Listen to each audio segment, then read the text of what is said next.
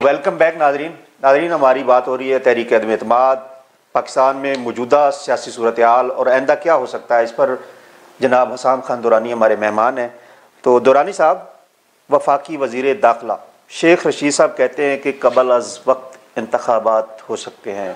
इमरान खान आप नहीं करवा सकते। सॉरी, मैं क्या ऐसा मुमकिन है? नहीं, मैं करवा ही नहीं सकते। उसकी रीज़न क्या है? आपके अंदर कैपेबिलिटी नहीं है। आप बल्दियाती इलेक्शन नहीं करवा सके।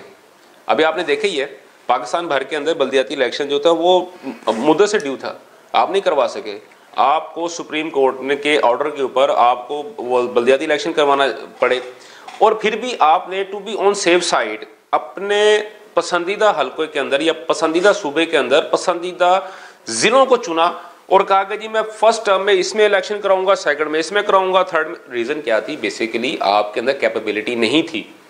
आप ग्राउंड रियलिटी आपको अंदाज़ा हो चुका है कि आप पेनिट्रेट नहीं कर सके। आपको बिल्कुल इस बात का अंदाज़ा हो चुका है कि आपने जो लोगों से वादे किए थे वो आप पूरे नहीं कर सके। आपको इस बात का अदराक हो चुका है कि आपने जो चीज़ें हमें बताई थीं आप उनको डिलीवर नहीं कर सके। आप ये एक नौशिता दीवार आपको समझ आ चुका है कि अब आपकी पेनिट्रेशन अवाम के अंदर या वो उस तरह नहीं रही जिस तरह आप 2018 के इलेक्शन से पहले तक थे। क्यों? उसकी रीज़न ये है कि 2018 के इलेक्शन से पहले तक हम लोग इमरान खान साहब के क्रिज्मा में मुब्तला थे। हम लोग इमरान खान साहब की तकारीर सुनते थे और उस वक़्त नवाज शरीफ या जरदारी, बेसिकली पीपल्स पार्टी या नून लीग को हम हुक्मरान ही देखते हुए आ रहे थे, लिहाजा हमें वो बुरे लग रहे थे। लेकिन देखें, मैदान, घोड़े का मैदान में ही पता लगता है कि वो कितना भाग सकता है। तो जब ये घोड़ा मैदान में आया तो आपके सामने है। दूसरी बात यह है कि शेख साहब की बातों को आप संजीदा मत लें। हमारे बहुत सीनियर हमारे सहाफ़ी हैं, उन्होंने बहुत अच्छी बात की थी कि बीमारियों में एक बीमारी और सियासत में शेख रशीद साहब दोनों बराबर हैं। That's all. वज़ीर आज़म साहब को एक मशवरा दिया जा रहा है कि वो एक अहम ओहदे पे तकरीर करने जा रहे हैं।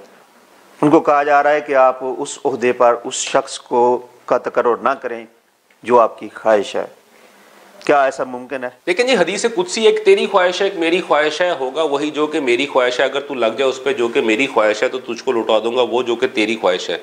अगर तू लग जाए उसमें जो कि तेरी ख्वाहिश है तो तुझको उलझा दूंगा उसमें जो कि तेरी ख्वाहिश है। तो एक तेरी ख्वाहिश है एक मेरी ख्वाहिश है। अब लेकिन प्रॉब्लम ये हो रहा है कि याराने मन और सूत्रों के अनुसार हमें ये कहा जा रहा था कि नहीं जी आप हमें 4 माह और दे दें, हमें 5 माह और दे दें, ताकि जो है ना हम एक स्पेसिफिकली चीज़ों को लेके चलें। जैसे ऑफ द कैमरा आपकी मेरी बात हो रही तो मैं आपको बता रहा था कि मेरे जो प्रोग्राम है उसके अंदर मैंने एक एस्ट्रोलॉजिस्ट और जो कैरो कार्ड्स उनको मैंने लिया था, तो उन्होंने कहा था कि मार्च और अप्रैल का जो माह है, ये जो महीने हैं मार्च और अप्रैल के, ये इमरान खान साहब के लिए काफ़ी सख्त होंगे और ख़ासतौर पर बुज़दार साहब के लिए और इमरान खान साहब दोनों के लिए। तो मुझे अब तक जो चीज़ समझ आ रही है वो यही है कि वो 13 अप्रैल का इंतज़ार कर रहे हैं, लेकिन वो 13 अप्रैल है क्या? शायद इमरान खान साहब जो बार बार कह रहे हैं, मैं आपको एक बहुत बड़ा सरप्राइज़ दूंगा, शायद वो वही है। शायद सितारों की चार बदल जाए, शायद कि तेरे दिल में उतर जाए मेरा ख्याल, मैं जिसकी तकरीर करना चाहता हूँ आपके भी दिल में रहम आ जाए और आप उसमें मान जाएं। या अगर आपको भी अंदाज़ा होगा कि कैलेंडर ईयर का बहुत ज़्यादा बार बार इमरान खान साहब ने बात की थी अपनी पहली तकरीर में अभी रिसेंटली। तो पहली तकरीर में अगर कैलेंडर ईयर की बात करते हैं तो आपको भी अंदाज़ा है कि वो किस तरफ इशारा कर रहे थे, वो कैलेंडर ईयर किसका पूरा होने जा रहा है या नहीं होने जा रहा। सही है। तो ये चीज़ें हैं। वो ये भी कह रहे हैं कि इस्तीफ़ा कौन देगा, ये भी देखेंगे। हाँ, ये आप बिल्कुल सही बात कर रहे हैं, इस्तीफ़ा कौन देगा। देखें, ये तो एक ना बात बताऊँ क्या हो रही है। जैसे भी खान साहब ने बात की है कि यार अब हुकूमत बेशक ख़त्म हो जाए मैं इस्तीफ़ा नहीं दूंगा। देखें, ये होती है, कहना तो नहीं चाहिए लेकिन ये बचकाना ज़िद है कि मुझे ये खिलौना नहीं मिलेगा ना तो फिर मैं नहीं जाऊँगा। मैं ज़मीन पे लेट जाता हूँ, मैं एड़ियाँ रगड़ता हूँ, री करता रहता हूँ, माँ और बाप बच्चे को पुचकारते रहते हैं। बच्चा कहता है नहीं नहीं नहीं नहीं मैंने यही लेना है, मैंने यही लेना है, मैंने यही लेना है। तो ये बचगाना होती है। देखिए, मेरे भी बच्चे हैं, थराज साहब आपके भी माशाल्लाह, आप भी बाल बच्चेदार हैं, आपको भी पता है हम अपने बच्चों को कैसे मनाते हैं। कभी उनको प्यार से, कभी सख्ती से, कभी डांटना भी पड़ जाता है, कभी उनसे कोई चीज़ छीननी भी पड़ जाती है, क्योंकि ये बच्चों की तरबियत का एक हिस्सा होता है। और अगर जो वालिदैन हैं, अगर जब तक अपने बच्चों पे किसी किस्म की सख्ती नहीं करेंगे तो बच्चे जो होते हैं वो शुतर बेमहार की तरह बिगड़ते जाते हैं और फिर उनको कंट्रोल करना मुश्किल होता है। वो फिर ना सिर्फ बच्चा अपना नुकसान करता है बल्कि वो फिर माँ बाप का नाम भी बदनाम करता है। मेरे ख्याल में ये नेपियां बदलने वाले भी इससे तनाजुर में बात की नहीं, ये तो बेसिकली वो जो था जो चौधरी साहब ने बात की थी वो बेसिकली वो तो टॉन्ट कर रहे थे खान साहब के ऊपर, क्योंकि वो भी आपको पता है पंजाब का एक कल्चर है जुगत मारना और टिचकरी करना। तो अगर चौधरी साहब ने ये बात की तो वो उन्होंने टिचकरी की थी खान साहब के, क्योंकि खान साहब उस वक्त नहीं मान रहे थे कि हम आपको सीएमशिप देंगे। तो वो फिर उनका भी तो सर एक उनकी भी ख्वाहिश है, एक खान साहब की भी ख्वाहिश है, एक तेरी ख्वाहिश है, एक मेरी ख्वाहिश है। तो ये ख्वाहिशात का ही हम लोग चल रहे हैं। इसी तमाशे में जी इखलाकियात को पसे पुश्त डाल दिया गया।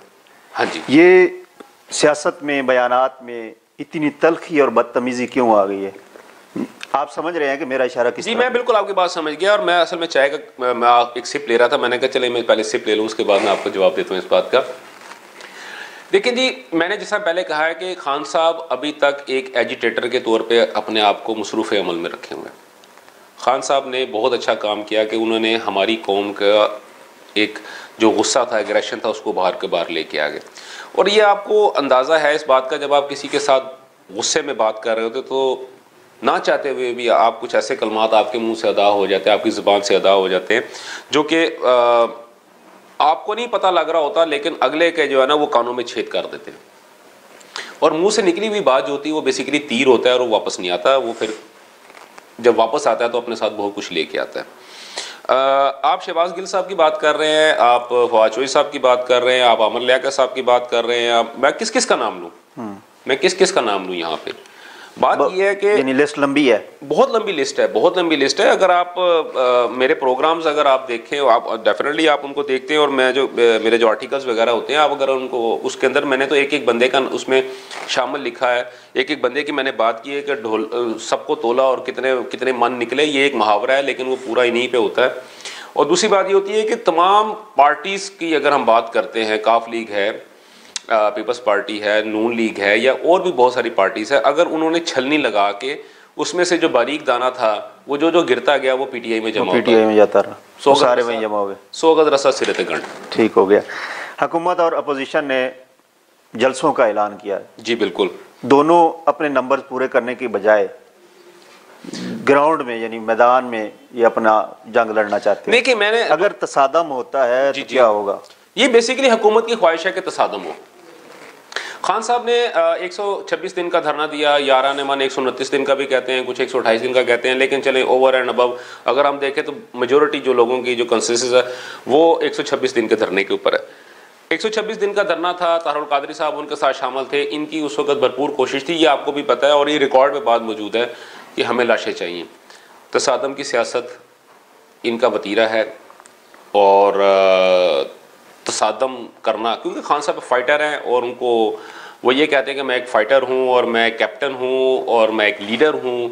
और लीडर जो होता है या जो कैप्टन होता है उसको इस चीज़ से कोई गर्ज नहीं होती कि जब वो किसी पे अटैक कर रहा होता है तो उसके कितने आदमी मर रहे हैं। एडवांसमेंट जब फौज जो है वो किसी दूसरे पर अटैक करती है तो जो अटैक कर रही होती है फौज डेफिनेटली उसका नुकसान ज़्यादा होता है, उसका जानी नुकसान ज़्यादा हो रहा होता है, क्योंकि जो डिफेंड कर रहा होता है वो एक मोर्चा जन होता है।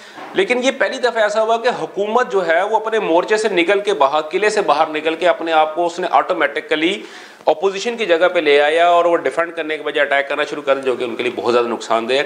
लेकिन मेरा ख्याल है कि अदारे जो हैं पाकिस्तान के और मुहब्बे वतन जो अदारे जितने भी हैं, मुहब्बे वतन आप भी हैं, मैं भी हूँ, हम सब हैं, कोई शक नहीं। लेकिन कुछ अदारे जो कि कानून नाफिज करने वाले अदारे हैं, मेरा ख्याल है जो जहाँ तक मेरी इतलात हैं, अल्लाह करे वो बिल्कुल दुरुस्त हों, कि वो इस पोजीशन पे उन्होंने चीज़ों को नॉर्मलाइज करना शुरू कर दिया है कि वो पहले डी चौक था, डी चौक से निकाल वो तमाम जो रूल्स एंड SOPs जो हैं वो। लेकिन मेरा ख्याल है कि अब इस दफ़ा वो चीज़ें नहीं होंगी जो कि वो चाह रहे हैं 126 दिन के धरने में हुई थी, कि आपने वादा किया था कि आप फलां जगह पे एक ये इस लाइन को क्रॉस नहीं करेंगे तो पता लगता था आप वहाँ से 2 किलोमीटर आप आगे आ गए।